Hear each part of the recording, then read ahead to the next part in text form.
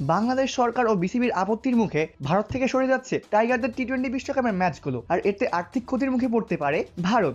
বিশ্বকাপে বাংলাদেশের ম্যাচগুলো ভারতের বদলে শ্রীলঙ্কায় হলে কেমন আর্থিক ক্ষতি হতে পারে বিসিসিআই সেই হিসাব জানিয়েছে জনপ্রিয় ভারতীয় সংবাদ মাধ্যম আনন্দবাজার। 20 দলের এবারে বিশ্বকাপে গ্রুপ পর্বে প্রতিটি দল খেলবে 4টি করে ম্যাচ। বাংলাদেশের এই 4টি ম্যাচের 3টি ছিল কলকাতার ইডেন গার্ডেন্সে। ভাষা সংস্কৃতির নানা দিক থেকে বাংলাদেশের সাথে মিল রয়েছে কলকাতার, তাই ভারতের পশ্চিমবঙ্গে বাংলাদেশের ম্যাচ মানেই গ্যালারিতে থাকতো উৎসে পড়া ভিড়। তবে তা বোধ আর হচ্ছে না। মুস্তাফিজুর রহমানকে অন্যায় ও অযৌক্তিকভাবে আইপিএল থেকে ছেটে ফেলায় বিসিবি ও বাংলাদেশ সরকার সিদ্ধান্ত নিয়েছে এক কঠোর ধরনের। সাফ জানিয়ে দেওয়া হয়েছে ভারতের মাটিতে কোনো ম্যাচ খেলবে না বাংলাদেশ। পাকিস্তানের মতো বিশ্বকাপের ম্যাচগুলো খেলতে চায় শ্রীলঙ্কার মাটিতে।